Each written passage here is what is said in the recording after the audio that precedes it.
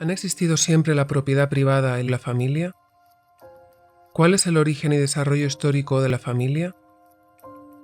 ¿Cuándo y por qué motivos nace la propiedad privada y qué consecuencias conlleva para la organización social? En el análisis que haremos responderemos estas cuestiones siguiendo las grandes líneas de la evolución histórica para entender el sentido de la misma y su desarrollo en términos generales hasta la sociedad actual.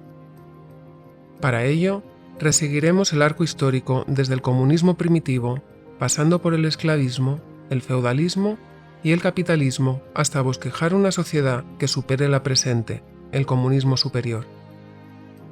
Estas sociedades o modos de producción se dividen en tres grandes bloques. Partimos de una sociedad no mercantil, pasamos por una serie de sociedades mercantiles, hasta llegar a una forma más elevada de sociedad no mercantil nuevamente. Para poder centrar desde un punto de vista científico este análisis, tenemos que partir de que las relaciones sociales tienen su base en las relaciones de producción y de reproducción, porque si no, sería una cuestión de pura voluntad, aleatoriedad o de gracia divina que las cosas acontezcan de un modo u otro. Esto se sintetiza en esta cita del origen de la familia, la propiedad privada y el Estado.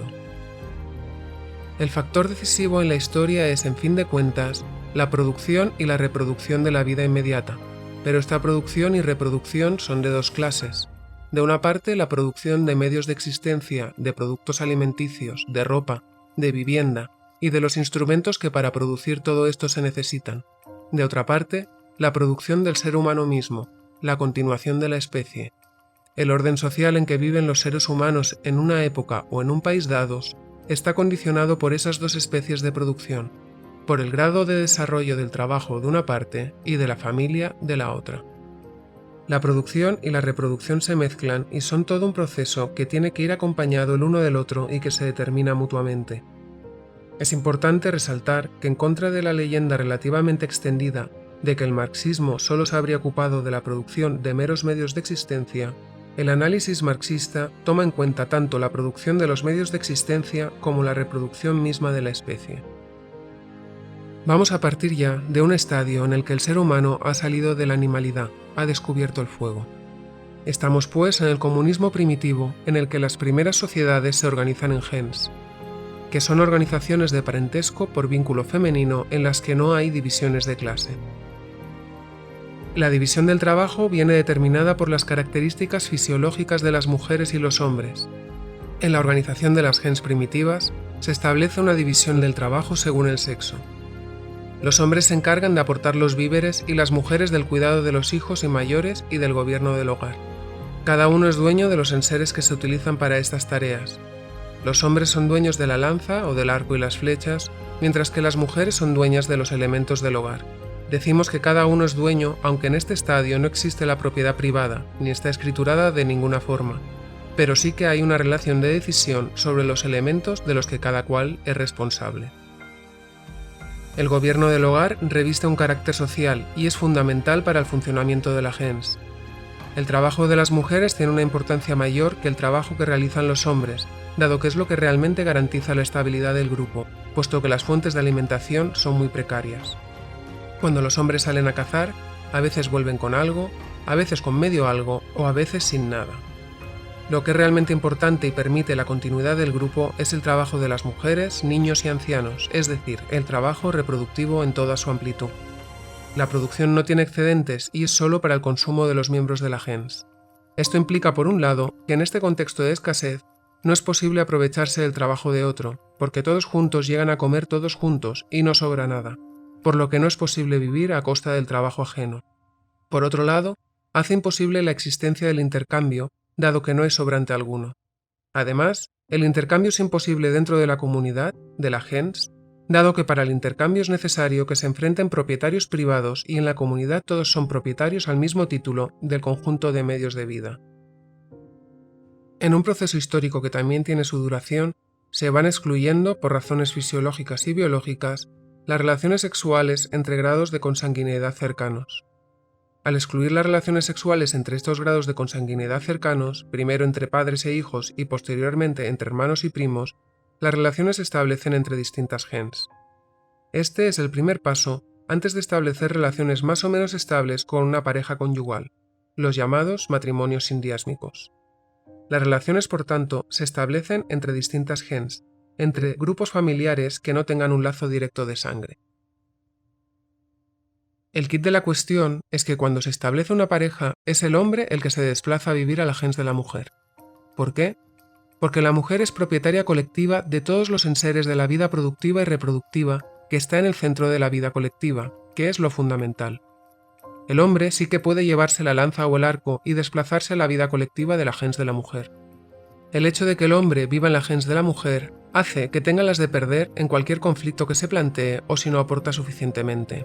El que pretende aprovecharse del colectivo es expulsado sin más, porque allí se enfrenta como extranjero a la familia de la mujer, a sus hermanos y sus hermanas, a sus hijos. El desplazamiento del hombre a la gens de la mujer, junto a la mayor importancia del trabajo del hogar y al desconocimiento inicial de quién es el padre, conforman las bases materiales en las que se fundamenta el matriarcado primitivo y el derecho hereditario materno. Esta es la situación en el comunismo primitivo, pero sabemos que no ha sido la situación a lo largo de toda la historia. Y entonces nos podemos hacer la pregunta: ¿por qué se disolvió el matriarcado? Hagamos un inciso para responder esta pregunta. Todos estamos familiarizados con los distintos estados de la materia. El agua a menos de 0 grados es sólida, a partir de 0 grados líquida, y a partir de los 100 grados es un gas. El agua está conformada siempre por 2 átomos de hidrógeno y 1 de oxígeno, pero dependiendo de la temperatura se transforma en sólido, líquido o gas. Sabemos que estos cambios de estado no solo le ocurren al agua, sino a toda la materia. Los enlaces atómicos que se establecen por debajo de los 0 grados se vuelven ineficientes al aumentar la temperatura y se rompen para formar otro tipo de enlaces que sí que son eficientes a esta temperatura. Lo mismo ocurre al llegar a los 100 grados, los enlaces se tienen que recomponer nuevamente. Este es un ejemplo físico para la sucesión de los modos de producción. Haciendo un paralelismo de los estados de la materia con la sucesión de los modos de producción, tenemos que, en la producción social de su vida, los seres humanos establecen determinadas relaciones necesarias e independientes de su voluntad, relaciones de producción que corresponden a una fase determinada de desarrollo de sus fuerzas productivas materiales. El modo de producción de la vida material condiciona el proceso de la vida social, política y espiritual en general. No es la conciencia del ser humano la que determina su ser, sino por el contrario, el ser social es lo que determina su conciencia. Al llegar a una fase determinada de desarrollo, las fuerzas productivas materiales de la sociedad entran en contradicción con las relaciones de producción existentes, o lo que no es más que la expresión jurídica de esto, con las relaciones de propiedad dentro de las cuales se han desenvuelto hasta allí. De formas de desarrollo de las fuerzas productivas, estas relaciones se convierten en trabas suyas y se abre así una época de revolución social. Esquemáticamente, tenemos una sociedad en la que se desarrollan las fuerzas productivas, hasta que éstas empiezan a chocar con las relaciones de producción, o lo que es lo mismo, con las relaciones de propiedad de esta sociedad, forzando a que se produzca una revolución y los elementos de la sociedad se reordenen de acuerdo con el nivel de las fuerzas productivas. En esta nueva sociedad, las fuerzas productivas se siguen desarrollando hasta alcanzar un nivel en el que vuelven a entrar en contradicción con las relaciones de producción, forzando nuevamente una revolución social. Del mismo modo que le ocurre a la materia, los elementos de la sociedad deben reorganizarse en función del nivel de desarrollo de las fuerzas productivas. Ahora podemos volver a la pregunta de por qué se disolvió el matriarcado. En esta situación de comunismo primitivo se desarrollaron las fuerzas productivas. Los hombres que primero eran carroñeros, después aprendieron a cazar, después a coger vivo el animal y a someter y a domesticar a los animales. Esto lo podían hacer los hombres por una cuestión de fuerza y por la división previa en el trabajo. La domesticación de los animales permite la ganadería y después la agricultura a gran escala. Los primeros conocimientos sobre la agricultura habían sido recogidos por las mujeres, niños y ancianos en el entorno inmediato de la casa, pero la aplicación en una escala mayor era posible solo con la domesticación del animal vivo. Esto provoca que haya una fuente más continua y sistemática de carne y leche, y además una fuerza motriz que permite la agricultura a mayor escala, siempre que haya alguien suficientemente fuerte para someter al animal. Con la aparición de estas dos fuerzas productivas, nacen los excedentes de la producción y se produce más de lo que se necesita para vivir, iniciándose no solo el intercambio fuera de la gens, sino también la supremacía de ciertas tribus en relación con otras meramente recolectoras y cazadoras por el desarrollo desigual. Los excedentes en la producción y esta supremacía abren la posibilidad de poder someter a otros hombres para la producción.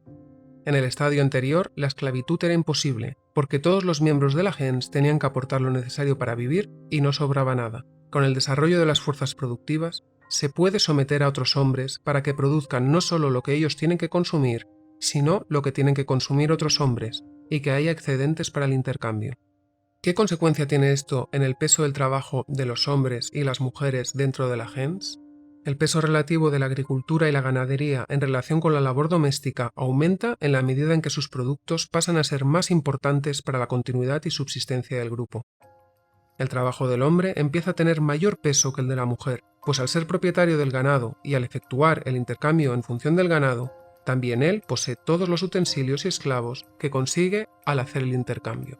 Ahora es más importante la fuente continua de alimentación procedente de la ganadería, la carne y la leche, y de la agricultura a media y gran escala, que el máximo aprovechamiento de cada pequeña cosa recolectada o cazada.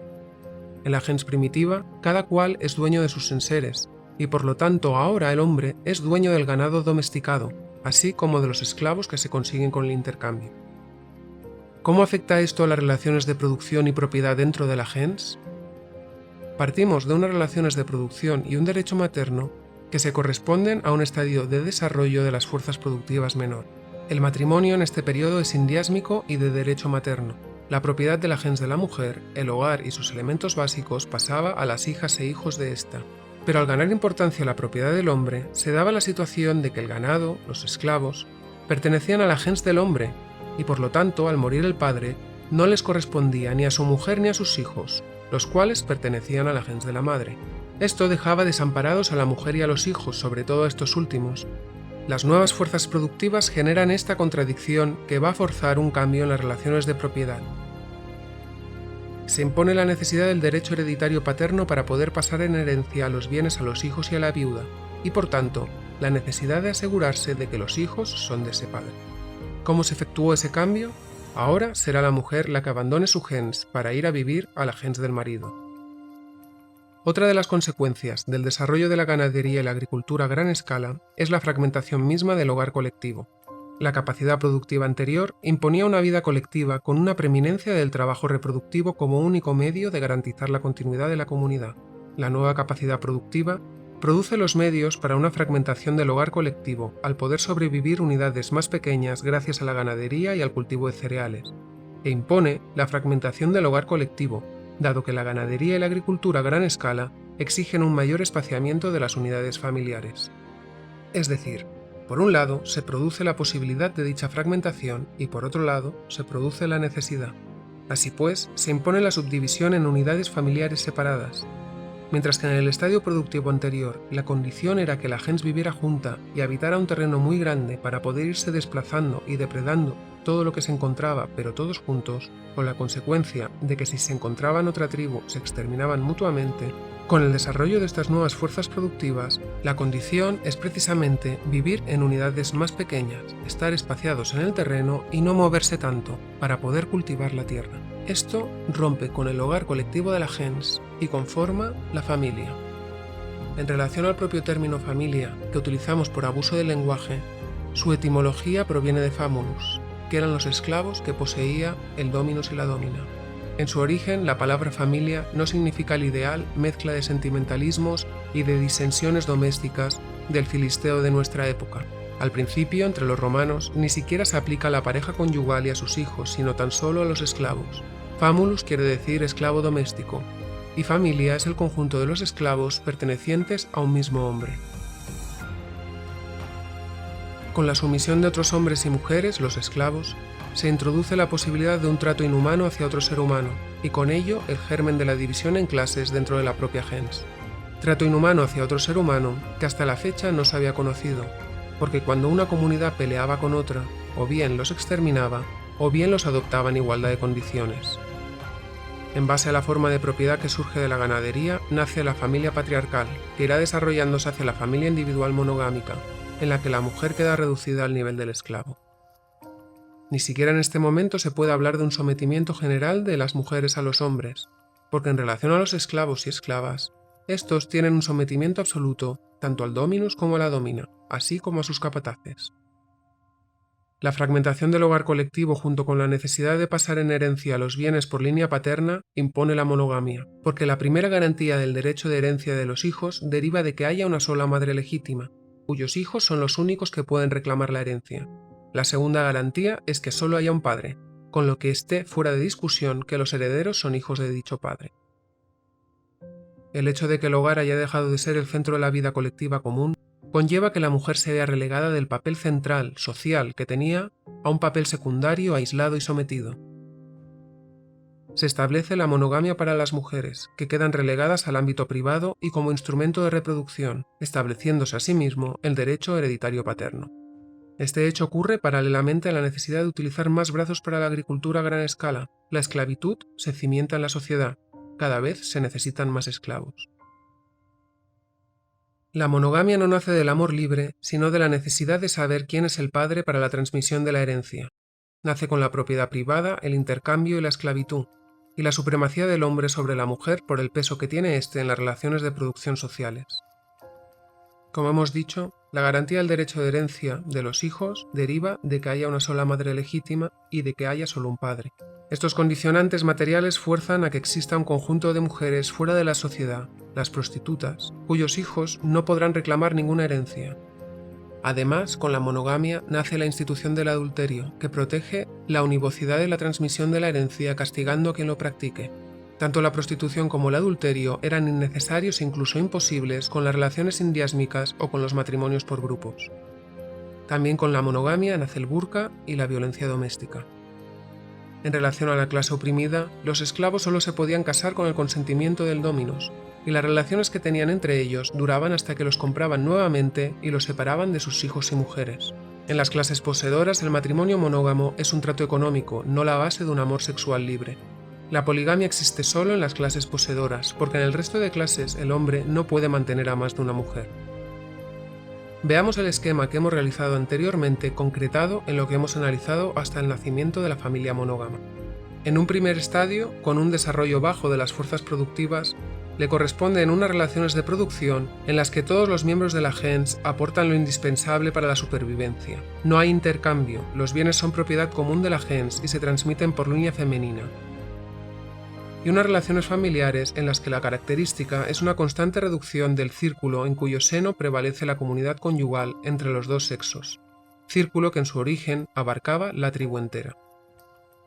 En un segundo estadio se desarrollan las fuerzas productivas con la domesticación de los animales y la agricultura, y dichas fuerzas productivas entran en contradicción con la organización gentilicia anterior, forzando que los bienes se transmitan por línea masculina y que rija el patriarcado. Las fuerzas productivas siguen su desarrollo y siguen imponiendo un cambio en las relaciones de producción. Nace la propiedad privada, el intercambio, la esclavitud y el fraccionamiento del hogar primitivo. Nace la familia monógama.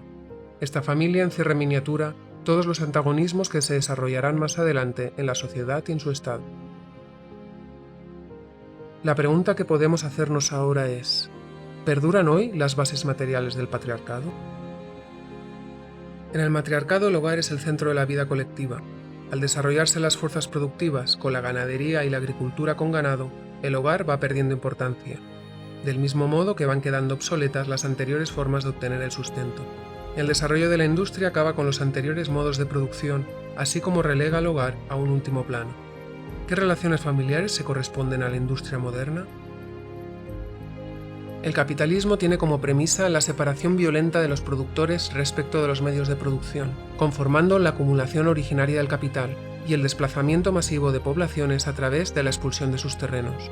El obrero solo puede vender su fuerza de trabajo para el capitalista una vez que ha sido despojado de todos sus medios de producción y de todas las garantías de vida que las viejas instituciones feudales le aseguraban.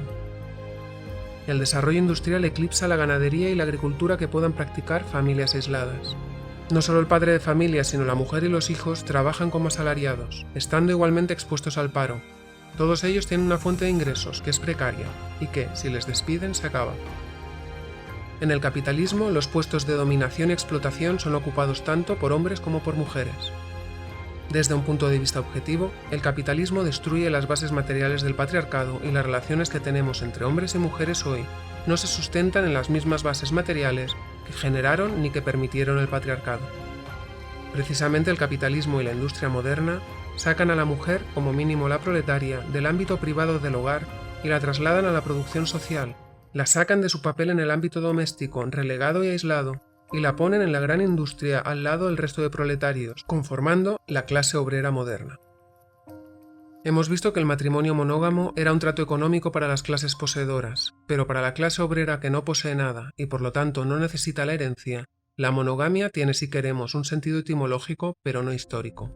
La supremacía se da según quien aporta más dinero, sea el hombre, la mujer, los hijos, y aparece un fenómeno que en los anteriores estadios de producción no se producía: el abandono y maltrato hacia los abuelos.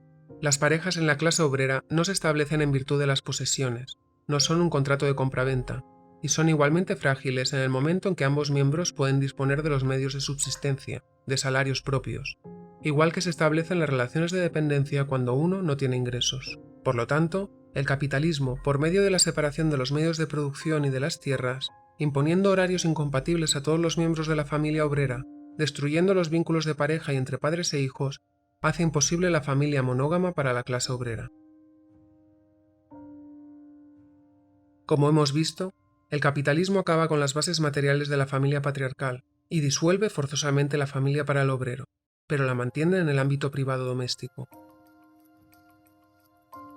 Es la necesidad de la venta de unidades, neveras, microondas, lavadoras, pisos, etc., y la conveniencia de tener a la clase obrera dividida y aislada, lo que determina que el capitalismo no puede disolver el ámbito doméstico. La disolución forzosa de la familia para la clase obrera entra en contradicción con el mantenimiento interesado en el ámbito doméstico por parte del capitalismo, y esta contradicción se materializa precisamente en el ámbito doméstico, donde se concentran todo el agobio, toda la frustración, y se descarga contra los más débiles y dependientes económicamente, sea la pareja, hijos, padres o abuelos, materializándose también en suicidios, malos tratos, violencia doméstica, abusos a niños y ancianos.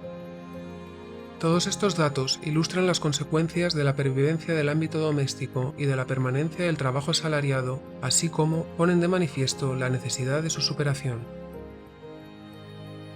Este choque entre las fuerzas productivas y las relaciones de producción y familiares dentro de las que la clase obrera se ve encorsetada por interés de la burguesía, se materializan también en un ingente número de muertes y asesinatos a nivel mundial generados por el capitalismo.